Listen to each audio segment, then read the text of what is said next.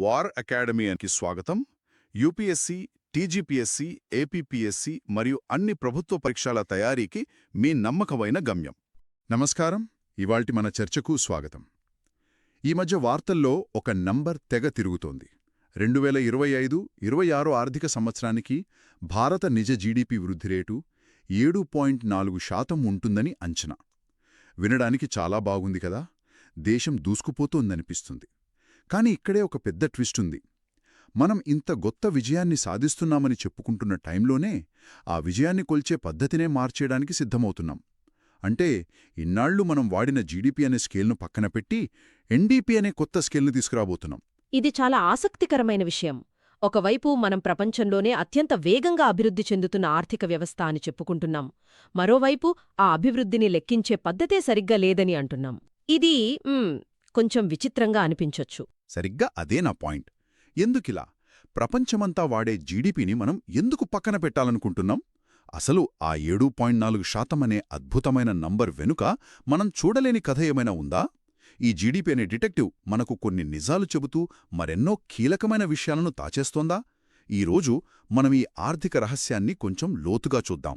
సరే, మొదలు పెడదాం. ముందుగా అందరికీ అర్థమయ్యేలా, అసలు ఈ జీడీపీ అంటే స్థూల దేశీయోత్పత్తి అంటే ఏమిటి? మనం ప్రతిరోజు పేపర్లలో, టీవీల్లో వింటుంటాం. కానీ సింపుల్గా చెప్పాలంటే దీని అర్థమేంటి? తప్పకుండా. జీడీపీ అంటే గ్రాస్ డొమెస్టిక్ ప్రాడక్ట్.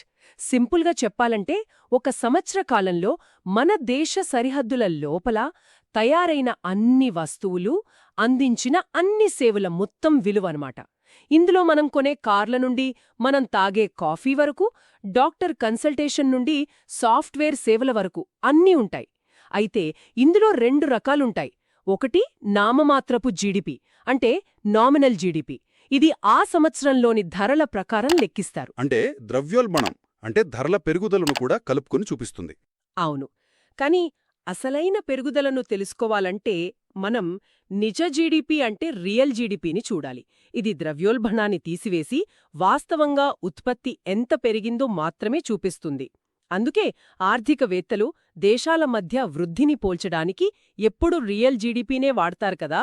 అవునవును. మనం మొదట చెప్పుకున్న 7.4% కూడా రియల్ జీడీపీ వృద్ధే, అంతేనా? అంతే. ఓకే, అర్థమైంది. అయితే భారతదేశం ఈ జీడీపీని లెక్కించే పద్ధతిని మార్చడం ఇదే మొదటిసారి కాదు కదా. గతంలో కూడా మనం మన స్కేల్ను మార్చుకున్నాం. అవును. ఇది చాలా ముఖ్యమైన విషయం. మన ఆర్థిక వ్యవస్థ మారుతున్న కొద్దీ దాన్ని కొలిచే పద్ధతిని కూడా మనం మెరుగుపరుచుకుంటూ ఉండాలి. 2015కు ముందు 2015కు ముందు మనం 2004-05 సంవత్సరాన్ని ఆధార సంవత్సరంగా తీసుకుని ఫ్యాక్టర్ కాస్ట్ పద్ధతిలో జీడీపీని లెక్కించేవాళ్లం.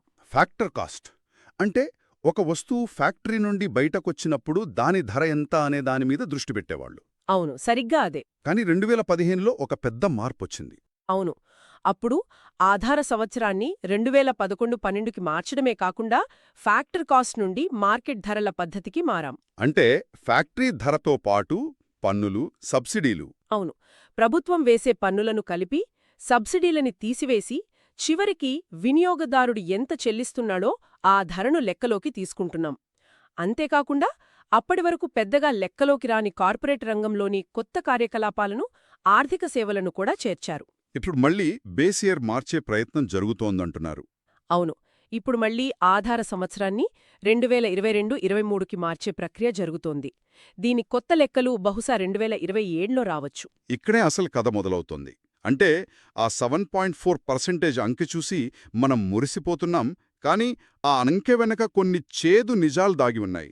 జీడీపీ మనకు చెప్పని కథలు చాలా ఉన్నాయి. అందులో మొదటిది, మనం ఎదుగుదల కోసం మన ఆస్తుల్నే నాశనం చేసుకుంటున్నామనే విషయం. ఇది ఎలాగో కొంచెం వివరిస్తారా? క్యాపిటల్ డిప్రీసియేషన్ అంటాం. జీడీపీ పరిమాణాన్ని మాత్రమే చూపిస్తుంది, నాణ్యతను కాదు. ఉదాహరణకు, ఒక ఫ్యాక్టరీ ఒక సంవత్సరంలో 100 కోట్ల విలువైన వస్తువులను ఉత్పత్తి చేస్తే జీడీపీ ఆ 100 కోట్లను వృద్ధిగా చూపిస్తుంది. కానీ ఆ ఉత్పత్తి ప్రక్రియలో వాడిన యంత్రాలు అరిగిపోతాయి కదా, వాటి విలువ తగ్గుతుంది. ఓ, ఓకే. బహుశా ఒక 10 కోట్ల విలువైన యంత్రాలు పాడై ఉండొచ్చు. జీడీపీ ఈ 10 కోట్ల నష్టాన్ని అస్సలు పట్టించుకోదు. అంటే ఇది మన పర్సనల్ ఫైనాన్స్ లాంటిదే గదా? చెప్పండి. నేను ₹1,00,000 సంపాదించానని చెప్పుకోవచ్చు.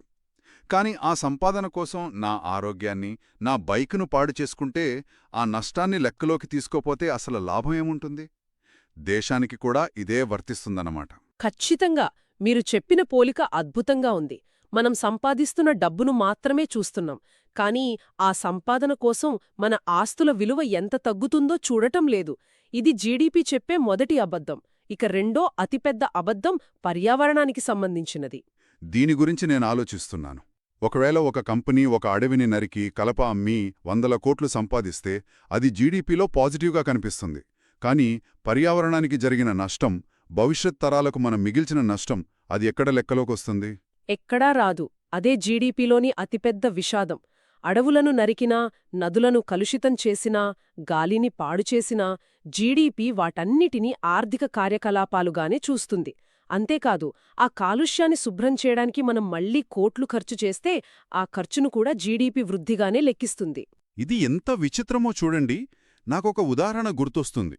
ఒకవేళ ఒక నగరంలో పెద్ద భూకంపం వచ్చి అంతా నాశనమైతే ఆ తర్వాత పునర్నిర్మాణ పనుల కోసం వేల కోట్లు ఖర్చు పెడతారు. అంటే రోడ్లు, భవనాలు కడతారు. దీనివల్ల జీడీపీ అమాంతం పెరుగుతుంది. అంటే విపత్తు కూడా మన ఆర్థిక వ్యవస్థకు మంచిదేనా? ఇది వినడానికే చాలా చాలా విచిత్రంగా ఉంది. మీరు చెప్పింది 100% నిజం.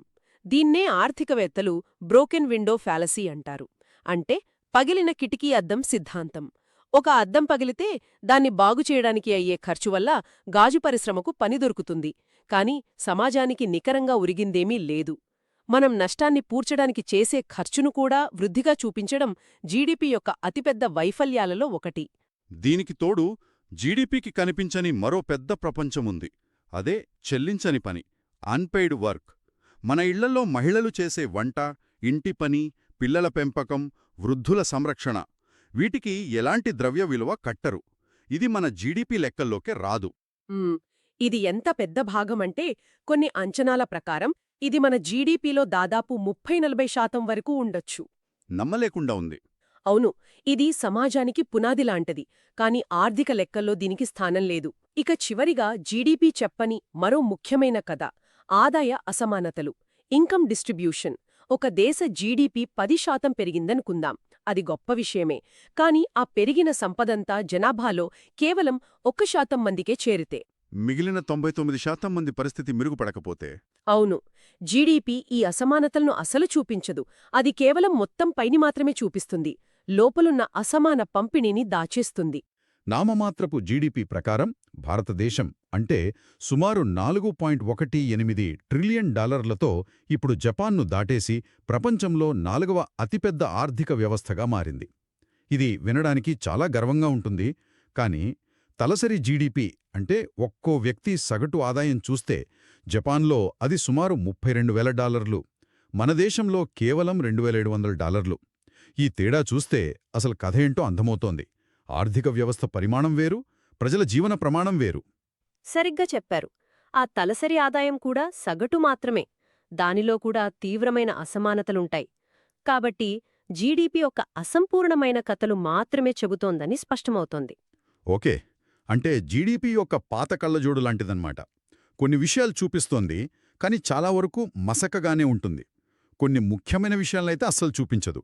మరి ఈ సమస్యకు పరిష్కారం లేదా? మనం ఈ పాత కళ్ళజోడును పక్కన పెట్టి కొత్తదేమైనా ట్రై చేస్తున్నామా? అదే ఈ నికర దేశీయోత్పత్తి లేదా ఎన్డీపీనా? అవును, ఇక్కడే ఎన్డీపీ అంటే నెట్ డొమెస్టిక్ ప్రాడక్ట్ రంగప్రవేశం చేస్తుంది. ఇది చూడ్డానికి చిన్న మార్పులా అనిపించినా దీని ప్రభావం చాలా పెద్దది. దీని ప్రాథమిక సూత్రం చాలా simple. NDP equals to GDP minus మూలధన తరుగుదల. ఆసక్తికరంగా ఉంది. అంటే మనం ఇంతకుముందు మాట్లాడుకున్నట్లు యంత్రాలు, భవనాల అరుగుదలను, ఆ నష్టాన్ని జీడీపీ నుండి తీసివేస్తుందన్నమాట. అంటే మన కంపెనీలు లాభాలను లెక్కించేటప్పుడు యంత్రాల తరుగుదలను ఖర్చుగా చూపిస్తాయి కదా? దేశం కూడా అలాగే తన నికర ఆదాయాన్ని లెక్కించాలంటున్నారు? ఖచ్చితంగా.